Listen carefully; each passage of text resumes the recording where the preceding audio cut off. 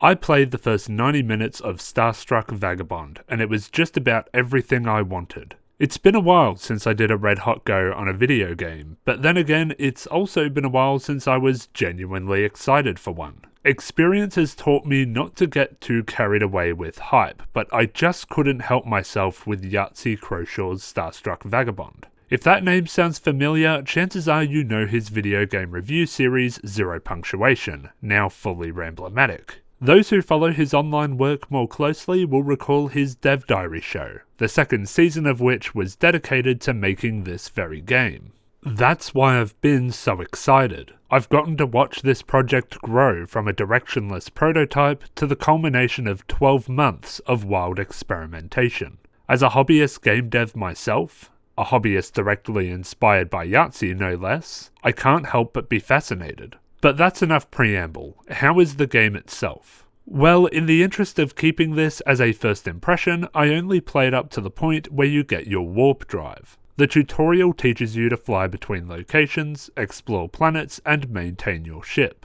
Then, after some story shenanigans, the tutorial opens up a little and allows the player to achieve their goal of attaining a warp drive however they please. Now, I've not always been a fan of the play it your way model, as when a game offers me too many activities, I tend to veer towards a few and neglect the rest. But Starstruck Vagabond strikes the perfect balance between activities with a brilliant contextual device. Of the ways that you can earn money, delivering cargo, finding and selling treasure, answering distress calls, or scavenging from derelict ships, most of these jobs are a distraction from another. So far, my gameplay has consisted of taking a delivery job and getting into little mini adventures en route to my destination. I'll usually go out of my way to pick up on external signals and wind up either crushing some zoobs or plundering a wreckage for old wallets and premium fuel. While I can't say for certain that my 100th Zoob-infested ship will be as fun as the first few, I can say for certain that the game does a good job at organically splitting these side activities up, so that none of them get tedious too quickly. And oh boy did they have time to. Those of you who have played the game might notice that 90 minutes to get the warp drive might seem like a lot, and it is.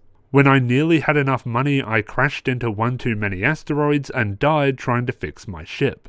The penalty for death is pretty reasonable, but unfortunately the fine almost cleaned me out entirely, so I needed to do a little more questing than usual. But I didn't mind. In creating this game, Yahtzee said he wanted to evoke a workaday routine feel for the game, and by God has that been accomplished. Flying from place to place with cargo to deliver, organising the items I was holding in my limited space, messing up my piloting and having to rush through the ship repairing damage, and getting sidetracked by mysterious signals. Starstruck Vagabond has already established a robust, satisfying loop that I look forward to seeing evolve with the introduction of a warp drive and who knows what other kinds of upgrades. Contributing to this sense of workaday is just how manual everything is. You don't deliver crates by pressing a transfer cargo button. You need to carry each individual crate into a lift, take them down to the surface, and then place each of them into a loading zone. You don't travel to a planet by clicking it on a list. You line your ship up with the planet, make sure your equipment is facing the optimal direction, and then make micro adjustments to keep your ship in good nick and arrive a little faster. Put a gun to my head and ask me for some negatives. I suppose the fact that distressed or derelict ships can appear so close to planets is a bit of an oversight, so you occasionally have to go through the rigmarole of getting your ship lined up